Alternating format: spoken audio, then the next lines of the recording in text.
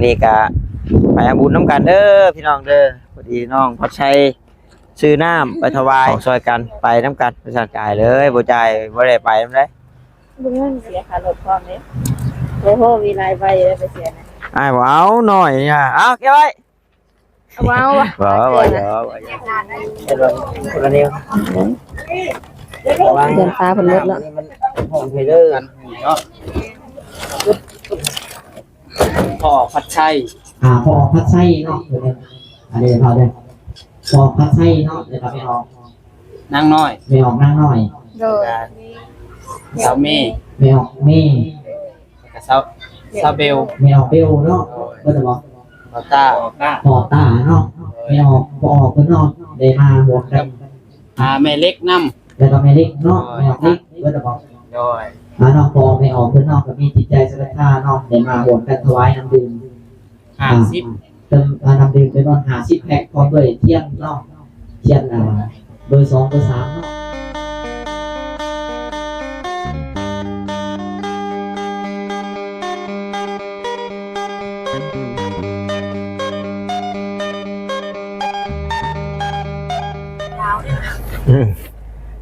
ให้ดาวที่บริการเต็มที่ตัวไปเขาเนี่ยเขายิงดาวเนี่ยนะนี่ชาวว่าทำว่ามีอันว่าแนวตัดแก้วตัดอย่างสิชาวว่าเฮ็ดเป็นโอ้ยได้กำไรดีเลยแม่กำไรดีกำไรดีพวกตู้นี่เพราะว่าตู้กับเขาน้ำเพื่อนนะถือน้ำยังกระดุมมาเลยอยากได้ตัวมันเป็นเล็กมันตัวมันเป็นเล็กเด็กนะนี่แมนบ่กันจ้องแวมมาเลยย่านแมนอยู่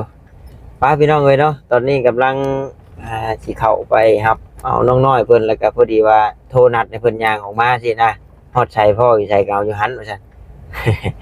ผู้ดีย่านแมนอยู่จ้องทะลีมาปี2020ตาจนเฮ็ดติลุยแม่นโอ้ยมุกกี่ตมกี่พงอยู่นี่แหละไม่ไปต่อพักมาซ้ายติโก้ยปูแล้วก็เชิงกันเพื่อนน่ะนะกงหงนะเลยกงหงไปนะป๊าดเด้อเพิ่นยังบ่ได้คูณบัดไปบ้านบ่จอยเพิ่นว่านี่บัดพาจมกลางใจพลบุบไปเลยได้ตอนนั้นหลดโอ้ยแม่น้ำก็เนาะยังแต่บ่บกเอาสบายดีเด้อทางนี้เด้อโดยสบายดีแห้งนิดอันนี้เนาะแห้งเลยมื้อนี้นั่นทางน้องพัดไส้พี่น้องเนาะสิพาน้องน้อยไปวัดมหาโศกแล้วก็ไปถวายน้ำบ่ถวายน้ำแล้วก็ต่างชวนกันไปน้ำกันพี่น้องเอ้ยบุญน้ำกันบุญน้ำกันแม่นไปส่งใส่บ่ได้ใส่10บ่ยังถือใส่กระเป๋าจับอันนี้ก็ยังไม่ซื้อเครื่องเปลี่ยนใส่สินบ่เลยมาแต่ไปไหวขาดองน้ำเพิ่นแล้วกันชื่อได้ทำอีกไม่ยอมเพิ่นเด้อโอ้ยคืออยากมองงามเนาะบ่เห็นเลยเป็นมวนโงเด้เป็นมวนตะพอกเลยเด้ตกลงตะพังนี่ก็โค้ยนี่ล่ะอันนี้แหละวีดโยกหลายเทื่อเอาโยกหลายเทื่อเอาขับรถเป็นบัดเดียวโดดห้องแล้วแต่ว่าใจฮ้อนบ่ได้เด้ทางใหญ่ก็บ่เฮ็ดเด้น่ะนี่หมู่บีบแกไล่เด้ก่อนความมันได้เสียเดี๋ยว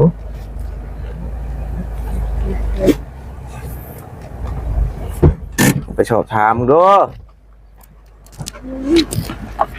เอาอย่างไว้ชายเอาใช่จะสินชันดิเอาเนาะสบายดี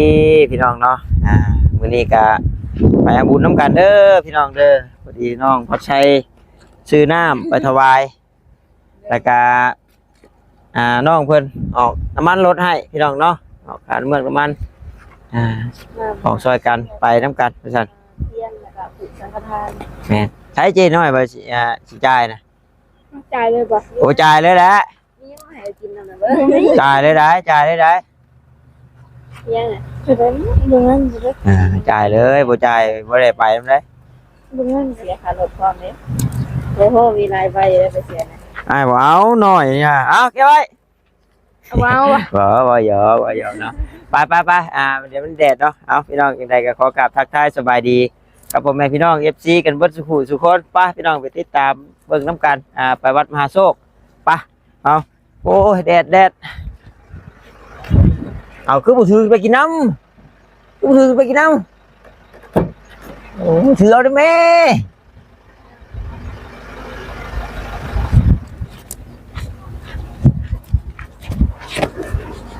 อ่ะ ใส่อันนี้เลยก็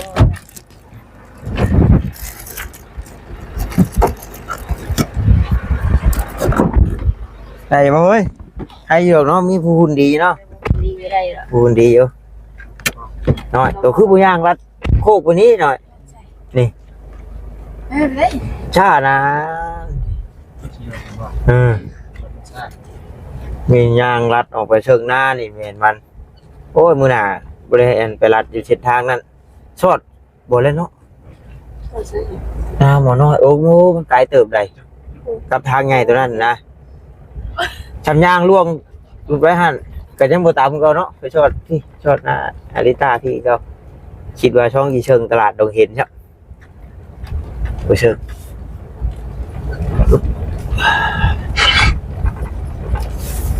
ได้บ่น้อยอึงคืนนี่ เอาไปออกไปได้ อ๋อใช่ว่าฝนตกเลยอึงลาย อ้ายเฮาได้ชาวๆ18ตัวแม่ให้ได้ประมาณ โอ้ 13 มื้ออื่นเด้อสิมากินปิ้งมันเด้อ เด้อ เดี๋ยวเผาขายเบิดเด้ ทางนี้เอาไปย้ายพี่น้องมาเลย อ๋อยายเลย ได้อึ่งมา30เป็นโตกินเอง10โตกันนะยายปันกันพุ่นละ ว่าใช้แล้วก็เราบ่ได้ปลายก้านคืนนี่โจงไว้แล้วกินได้ได แล้วบ่ได้กินจัก เราว่าอยากกินต้มมันเราบ่ต้มกับไข่ ได้วืน ไข่อยู่บอกสิได้กินน้ำดอกใช่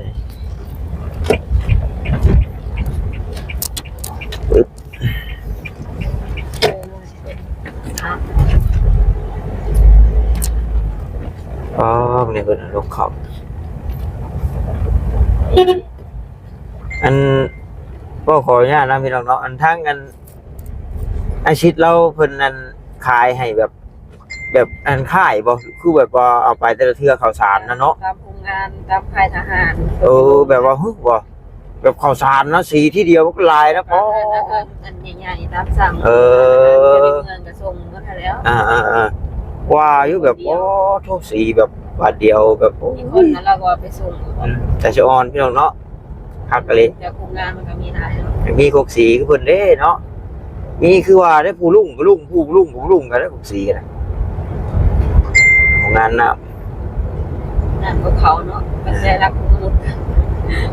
มีแผนการแล้วบ่น้อยไปวัดมื้อนี้ไปวัดมื้อนี้มีแผนการแล้วบ่ไม่ต้องมีแผนเด้ บ่อยากซื้อหยังบ่เนาะได้หยังบ่บอกเด้อบ่ยังบ่ ยันว่าจะเฮ็ดนั่นเฮ็ดนี่เนาะ อยู่แพ อยากชื่อหันชื่อนี่แบบใด ใช่ มาเข้าให้พูดแล้วบ่มีเด้ มาขึ้นบ่ คือบ่ออกก็ไป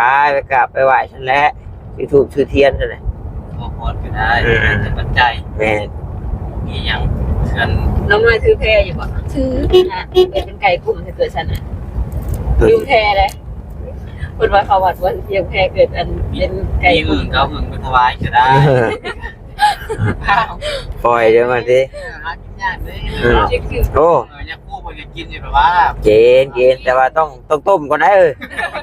ต้องต้มก่อนได้ ไปถวายให้เลยกับที่มีออกเกิด มีแม่ย่าเพิ่นอันทำจักหันเพชร อ้าวเห็นบ่อันว่าหมายว่าอันเพิ่น จะ ม ว่า อบ สิได้บุญไปจักของหมักจักเนาะ เห็นเมนูกงเต้นไปรถ มอบช่อดอกไม้ให้ครูมื้อนี้ก็บ่อยากมีเด้ดอกไม้น่ะจับเป็ดไปให้บางคนก็บางคนก็จิโลพยายามจิโลก็ได้โอ้ธรรมดาเอาแนวกินเท่าไรก็มื้อนี้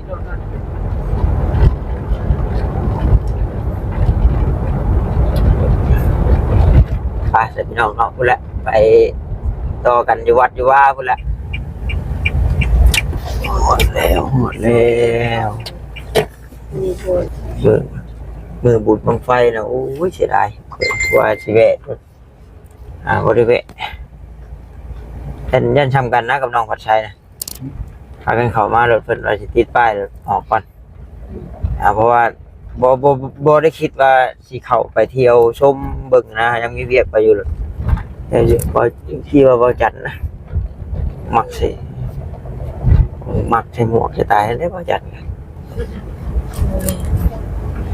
ที่เพิ่นตกแต่งใหม่แต่คน เป็นฮับแขกบ่มื้อนี้บ่ได้ ตก ฮับ ขึ้นมาเนี่ย บ่ได้ฮับแต่ว่านี่ถวายน้ำถวายน้ำ เพิ่นเคลียร์พื้นที่ พวกเนาะโอ้ต้นไม้ต้นตอกไปเบิด เราออกมาเลยสูบแล้วมันก็บ่ยาก เออ แต่คนแค่ คักเนาะ เคลียร์สถานที่ตอนจัดงาน เอาหลังลงเนาะคือว่าเอาหน้าวันนี้ก็ได้เนาะนี่เชิงนี่มาพอกแล้วมันอยากกระเล่มระบาด เลยแหละไปกินตำอยู่ห่างเลยก็มากินกันแล้วมันว่าตำอยู่นี่พอกินได้เสียไหม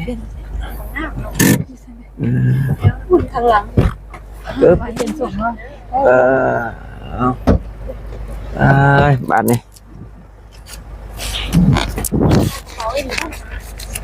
ถ้ามีคาดนี่ก็ได้ไอ้หลอกอยู่บ่อยากไปกัน เข้ามามีสัญญา แม่นว่านี่บ่ค่อยมีเอาตามสบายตามสบาย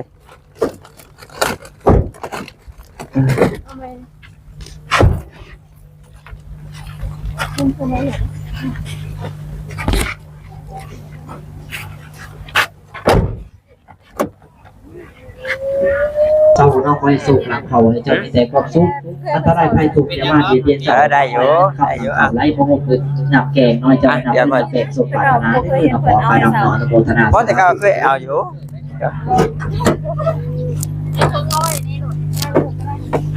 บ่เคยหลอกขายหรอก ลองเลย บ่ ที่ตามบริษัทออกแหล่น้องอุปโภคนา แล้วถ้าหับโดมไปเด้อเจ้าเป็นผู้สบายเดี๋ยวให้สิ ที่ตามบริษัทออกสิ่งใดที่คนยังทำอยู่ที่ตามบริษัทออกนี่อุปโภคนาทานก่อนเราต้องรู้สึกอีกที่คันอีกภาษาที่เรา เอาป้าไว้แล้วใครป้าไว้แล้ว ที่ตามบริษัทออกสิ่งใดที่ บ่ ที่ตามบริษัทออกซุปอุปโภคนาทานก่อนเราต้องรู้สึก ขายนี่หรอกแล้วอีมาขายแข่งนี่ เนาะท่านแก้วเราบอกไม่ออกเนาะท่านไปแล้วมันอย่าพกไปหาอย่าขาดเป็นว่าเป็นดีเป็นงามคือเขาต้องจิตหลักมากเขาอยากขาดทำไมเราเกิดถูกศาสตร์อย่าพลาดผม น้ามาถวาย ดูเนาะ คุณพันละเมียกันน้องกันนี่แหละถ้ากันตั้งไว้นี่บ่มาสัญญาอยู่พลามเลยมา แม่น รถทำนี้เลยไม่จริงขอลงยูทูบเบอร์เลย มากินแล้วนี่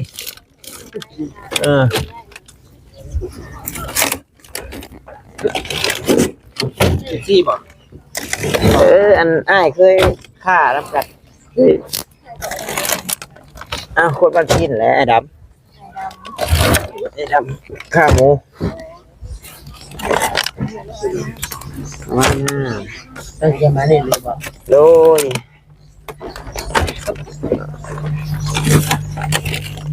พ่อนได้งอยเบิดเหลือนี่ไม่ได้พ่อนได้แบบนี้มีดองนะ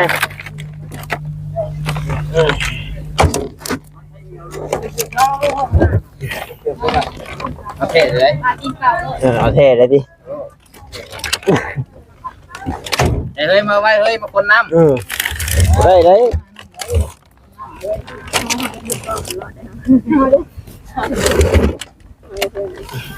แก้ตัวเป็นมือก็รอดเนาะ ลืมแพประวัติลืมแพเพิ่นเราไป คนน้ำจะรับให้ ว่ามันจังคักเนาะไก่กุ้มเนาะไก่กุ้มจังคักกว่าไก่เป็นยัง ลืมแพแล้วนี่ลืมป้ายมาเนี่ย ตัวน้องตัวลงไปยุ่มโอ้ ไม่งุ้มอื่นเลย โอ้ เข้ามาแล้วก็เริ่มหมดแพนะพี่น้องไว้ทายแพเกินสับไว้เลี้ยงแพสับ เดือดท้องอ้าว น้องมินี่เพิ่นตื่นนะยันเพิ่นเห็นแล้วเพิ่นสิให้นำหาด้วยเปล่ามาแต่จะมานำให้อากาศมันร้อนยันเพิ่นบ่อยู่นะพี่น้องเดี๋ยวเพิ่นแอบ บ่ได้คือกันเบิดบ่ นี่หยัง ป่าเรือเป็นตาให้บ่ โอ้ยภาคหนึ่งก็เป็นภาษาอังกฤษภาคหนึ่งก็เป็นภาษาลาวเนาะเป็นว่าเซโนก็ ถามนี่ ฟ้ามันเป็นหยังโอ้ยฟ้าใสกับฟ้าแจ้งนะ เป็นว่าคนละเดียว เดือนฟ้าเพิ่นหมดแล้ว มันห้องเพลอร์ กันเนาะ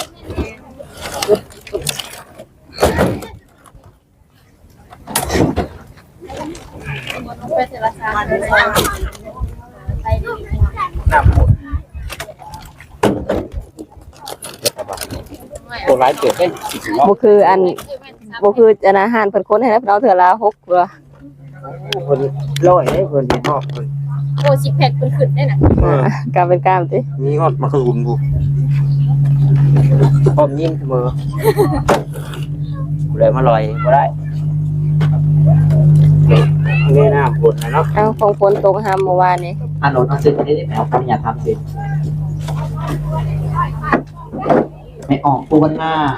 มาจากบ้านถาสารคำเมืองถา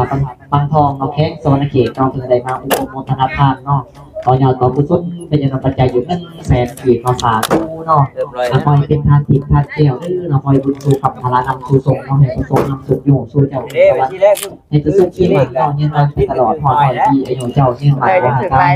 ได้จะให้ดีคนความถูกมัวมองให้ในความสุขหันมีดีรถเราให้คนมองถูกมัวเงินเกิดเจ๋ใหญ่เนาะเงินในรถทงรถไทยนี่รถใหญ่ในบ้านส่งตานเก่าจะอนุโมทนาสาธุเราไปมาผูกแขน ไปแล้วไปแล้วไปแล้วไปแล้วใกล้ถึงเส้นชัยแล้ว สมมาพามาทำบุญเด้อมื้อนี้น่ะออกแห้งเองได้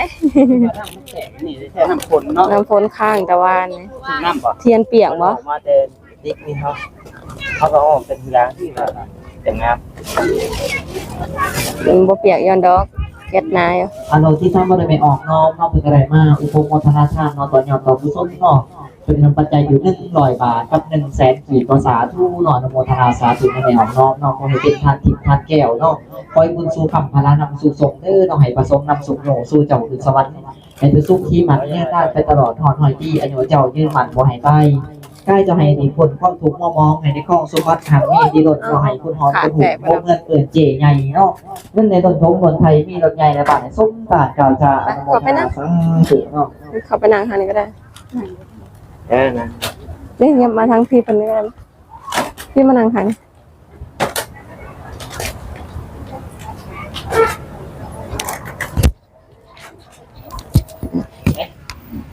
อันบ่ ได้อยู่เจ้านั่นรถหนุ่มมือถ้าถูกน้องกันนี่แหละ นี่ให้สาวแพเนาะบ่ แง่ สาวแพสาวแพ เซ็กซี่บ่แม่เอาให้เขาเบิ่งแล้วมันไว้น้ำดื่มมันจะใส่นั่นอีกบ่ฮะแม่นใส่ตามกระทะเนี่ย10,000 2,000ได้เลยพอเนี่ยก็มีใจในทางทำกันเนาะไอ้ตัวทำสื่อแต่ละคนเรียกว่าสื่อยังไงตัวนี้มาบ่ต้องมันแหละเนาะ เอาเนาะมาอีกแล้วแก้วแกงสถานีแก้วแกงสถาทานเนาะอาสิได้น้องแมวมาไว้ พ่อพัดชัย พอพัดไส้เนาะอันนี้พอได้พอพัดไส้เนาะเดี๋ยวไม่ออก นางน้อย ไม่ออกนั่งหน่อย โดย สาวเมย์ ไม่ออกเม่ กับสาวเบล ไม่ออกเบลเนาะก็จะบอก บอต้า พอตาเนาะไม่ออกพอออกก็เนาะได้มาบวกกัน แม่เล็กน้ แล้วก็ไม่เล็กเนาะไม่ออกเล็กก็จะบอก ำโดย มานอกพอไม่ออกก็นอกก็มีจิตใจศรัทธาเนาะได้มาบวกกันถวายน้ำดื่ม 50 เติมน้ำดื่มจำนวน50 แพ็คพร้อมด้วยเทียนเนาะเทียนเบอร์2เบอร์3เนาะ โดย 2คู่เนาะพร้อมด้วยปัจจัยผู้สังฆทาน1คู่เนาะ โดย พร้อมด้วยปัจจัยต่อยอดอีก100,000กีบภาษาทั่วหาพอเด้อเนาะเนาะขอให้เป็นทานจิตทานแก้วเด้อเนาะแล้วยังให้พอกันเนาะขอให้เป็นทานจิตทานแก้วขอให้โศกหลักเขาโศกใหญ่มหาศาลเด้อเนาะเจ้ามีกิจการงานอย่าทำลงให้สูงเร็วเนาะให้เป็นคิวเป็นขันบริวัติที่ต่อยต่ำกันว่ามีแบบเหตุงานทำให้เจ้าได้ยอดได้สั่งทวีขึ้นอยู่บ่เศร้าขอให้โศกหลังเขาเนาะให้เจ้ามีแต่ความสุขอันตรายภัยทุกข์อย่ามาเบียดเบียนเจ้าเนาะเรื่องคำหลังเขาไล่มาหกคือหนักเก่งให้เจ้าได้นำที่นั่นได้แบ่งส่งเจ้าปรารถนาอนุโมทนาสาธุเนาะต่อไปพักผ่อนอย่านำ ให้ก็ปัจจัยอยากก็ได้ ยกให้ไปเลย หายไปเลยโยมประหยัดเลยยาเนี่ยจับกระเป๋ากัน อยากสิคันเลยเนาะ ลงเมื่อกันเด้อไปตุ้นำทาง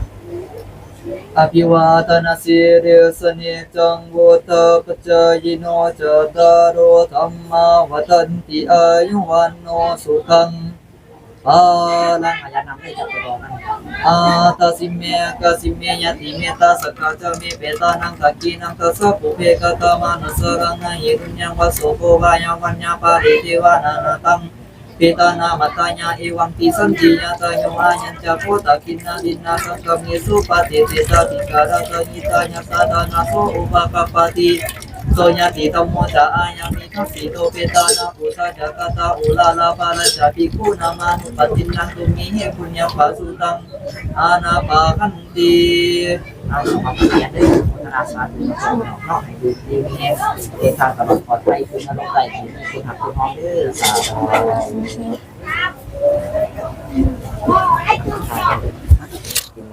Deu anak kira kian kata cukup kan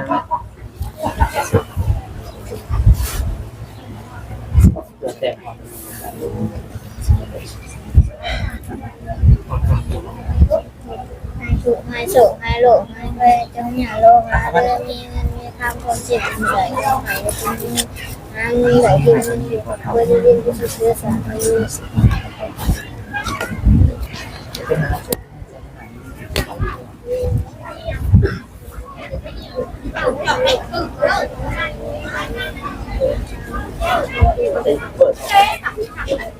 lại cô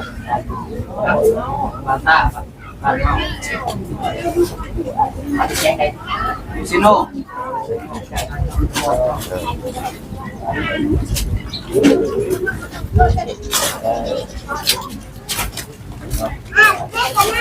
ya kan học ai buộc cần cái nhá bạn lên cái này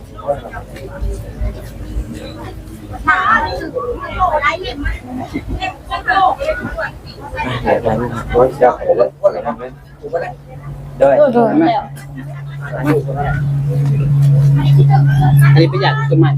cái thôi tôi màyครับทางดำใหญ่ละ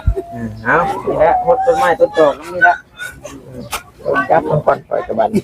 เอาไว้กูได้บอกเป็นหรือไม่ครับดีมีเองเด้อ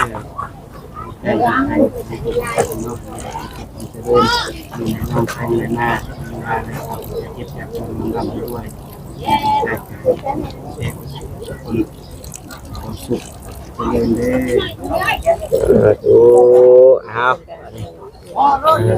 บนปากอาจารย์เป็นฟ้าประเดี๋ยวลงมาเลยเนาะ อารมณ์เนาะติดตามบ่ได้ไม่ออกดีเนาะเป็นอะไรมาบุปผาธนาคารตอนยอดกับผู้ชมรายการภาษาผู้ครอบครัวเราออกมาเป็นทานถึงทานแก้วถ้าแก้วยาบุกพิหายาขาดเป็นวันได้ถ้าผ่ากำลังหายใจเป็นน้ำคือการว่ากีบหลักมาเช่นตะกร้าหลังเก่าในกระเป๋ายาขาดกันนั่นก็คือทุกชาติยาท่านปกครองกระเป๋ากับบุกพิหาทั้งหมดนั้นทำเองเลยที่วันนี้เด็ก เสียงขี้กันค่อย เสียงซี่ เสียงขี้กัน หากับเสียงซี่กันเสียงว่า อย่างก่อน ลืมว่ามันเป็นมือกลองอะไรไอ้คนไม่เสียงละอย่างไรกัดเลยสิโอ้ไม่ นี่ป่ะเอาป่ะสบายน้อยนี่ป่ะเอา ใจเลยนะ ถามคนได้เดินเนาะ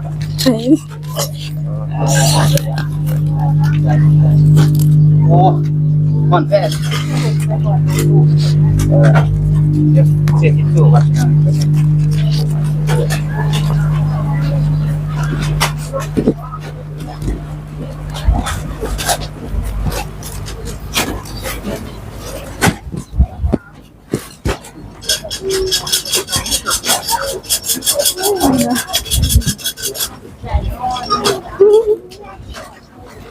เด็กชิป ไปชิด น้องเบิ้งน้องหน่อยเดี๋ยวเบิ้งนะแม่ตัวเดียวเป็นเสียงไหม หัวตา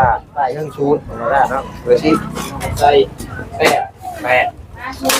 ชนะตัวนี้ป่ะ โตแล้วนาโตเนาะ 13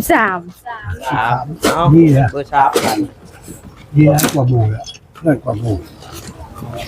ใหญ่เบิ่งเลย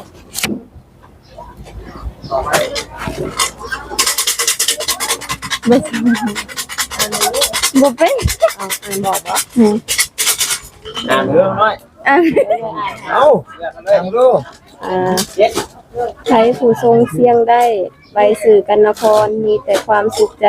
อยู่สบายเบาเนื้ออันว่าเว้นเข็นขอนได้หายหนี้เหินทาง มีแต่สุขอยู่สร้างเมืองบ้านให้สุขเย็นดีแหละมีความสุขด้วยนี่ ไม่ได้บัดนี้ไปนั่นป่ะ โอ้ย ซื้อ ตาคือถึกเมื่ออินทาลาดไทยแปลงเพศเป็ดพามลงมาพอเอาหน้ามิงมาทีไฟซอดสะหนอองค์กษัตริย์ไทยสัตตาโลเด้อเด้อเด้อเด้ออ่ะเดินทางปลอดภัย เจ๊ดอมาตุลาดเลย เด้อเด้อ แล้วก็ เด้ออ่ะโชคดีให้เอ้าน้องเนาะนี่เด้อถ่ายกันเลยเบิ่งเอารถนี่62 คือบ่มี 6269 หาบ่ได้มี เอามีได้เอา คนที่เกียดว่าใจเสียเงินอีก นี่เพื่อพ่อแม่พี่น้อง FC คือดอกว่ามันล็อกรถให้ก่อนเด้อมา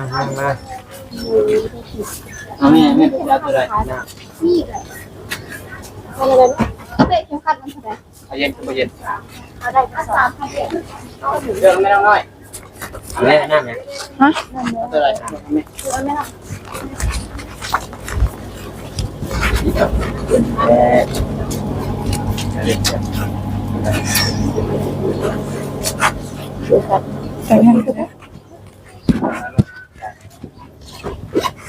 3,000บ่ เดี๋ยวหน่อยจ่ายป่ะ มีบ่ไว้น้อย ที่เราจ่าย เบิ่งอันคือคัดเลย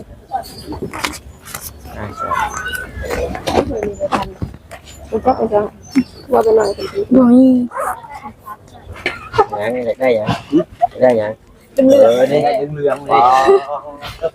โอ้ปอแขน เนี่ยนะครับ เลยเลย แรกตัวแบบนี้ก็ลอกดำนะ ให้รู้คือว่านี่จะคืออีกชื่อแค่ไปเลยโอ้ นี่นี่เงินงามนี่งามเลยนี่ คือเลยเลขชื่อแค่คือเนี่ยขอเลขมาด้วย ได้คนละบาทแล้วเนาะ คือผมคือ เราซื้อเนี่ยก็ต่ำก็2-3 บาท โอ้เหลือผมไปแล้ว มองหาตุ๊กโป๊ะ ตอนนั้น ญาตินะที่ญาติแล้ว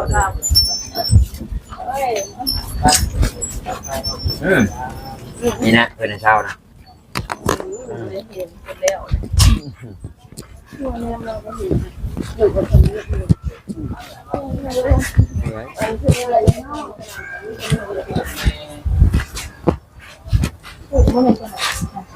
ยังเลยเนาะถูกได้ถูกได้ ใช่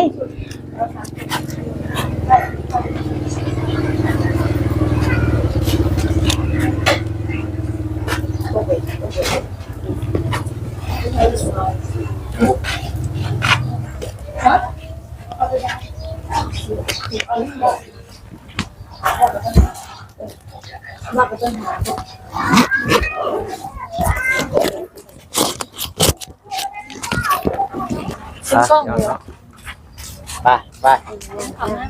ก็มีฮอดบริการจังเนาะ มันจะเพิ่นสิได้กลางน้ำ ธรรมดาได้ยังหน่อยเอา แล้วมันบ่ห่มซับนะจังน้อยเกินไป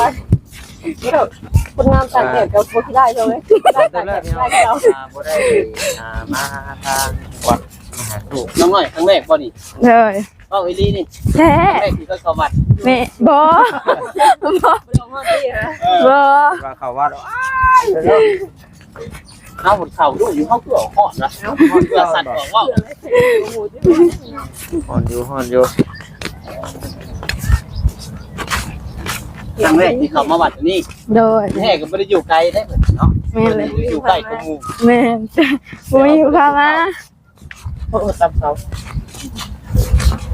เดี๋ยวไปตลกกะลีเนาะสะดวกกุลาอันนั้นไฟอ่ะ ไม่บ่ นั่นแหละจะแต่ง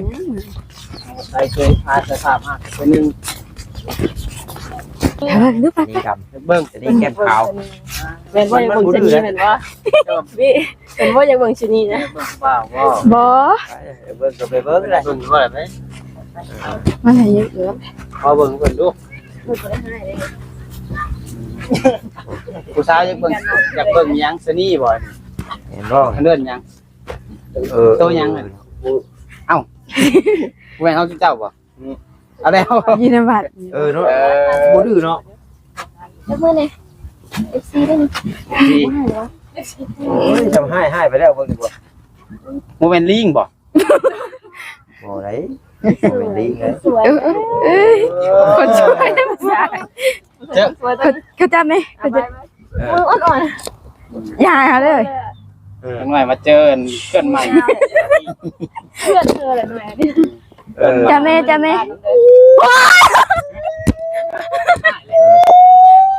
บาดเลย อย่ามาสอนอ่ะ จับมือหน่อย ตัวฉัน จับมือนะ กันแนวนั้นนี่แหละเพิ่นก็ห้อง คนคนนั้นนะอาบน้ำเลยด้วยอาบบ่น้ำนะใส่ แล้วบอกไปเฮ้ย เล่ายังไง ชนี ทำลิงนั่นให้แท้ เนาะชนีแบบภาษาลาวเขาแต่ว่าเขาใช้ชนี นี่แค่พอได้เนาะ โอ้ยบ่ได้เลยเลย โอ้แมวเอ้ยแมวเอ้ย เริ่มลองก่อนแล้ว มาติประทายลาย ปากก้อนก่อน ติดดอกครับบ่ได้ เล่นปุ๊บหลัง โอ้ทำลิง ถ่าย ยาก พ่อถ่ายพ่อ ไปทางไหนก่อนอันนี้พญานาควะเอาไปดึงตรงนี้คุณน่ะมาสิจะต้องก่อน รอดแล้วบาดนี่ออกเลยสิเข้าเลย รอดเขาเงินนี่ อ๋องามมันเลยป่า ปลาสุภาพปลาคาร์ฟ เพิ่นเขาลี่อยู่ร้านหินอยู่ฮอด พญานาคเสียงน้อยเลย นี่เด้อค่ะขอยอนอ เพิ่น กูขอยอนอ เย็นเป็นเห็ดให้สวนผมเลยเลยจริงๆเขาจะพังบางห่มพญานาคไปแหละไปจุดเทียนเลย ไปจุดเรียนนะว่า ตายมาฮอดแต่กระจูดก่อนนะเพิ่นไปแต่ว่าทางราคาสิได้ น้อยจะได้ยังกดพอเอา เลย เด็กปัวบ่ ก็มาตั้งแต่ ที่ไทย ไปหับน้องน้อย เราคน ผู้แห ไท ละ ยเธอ น้องพันไซ จุดชี้ลูกกะ อันนี้ก่อน ถวายน้ำมื้อนี้เนาะ มีลูกนะ โต ชี้ลูกก่อน เลยเอาบุญน้ำกันเนาะอยู่ดี นี่ ร่ำรวย มันมาใส่คนเนาะที่เบิ่งงานกันเนาะ กุศลในครั้งนี้เนาะกลับไปหาเป็นไรครูเพิ่นให้ มาเด้อผมมันห่มอยู่เด้อ มันเท่า ไม่แดดเด้อ ไม่พอแห้งนะ ไม่จะเทียมเลย งาน ได้เบิ่งมือกับแขนทำไมคนละสีเลย แห้งเด้อเนาะ จะดอกคนค้าอยู่ ลายดอก เขาบ่เป็นคนขาวเลย เจอแต่ เปลี่ สิ่ ยน ง สภาพ ดี เดิมเลย นี่ดีสิ่งดีตั้งไรเข้า ผู้ มา คนขาวเลยตาของ สาธุ น่าแปลกใจแต่ว่าขาวอยู่แต่เป็นยังเขากระบอกมันขาวกว่าอีก กันยังอยู่บน แล้วก็สำนี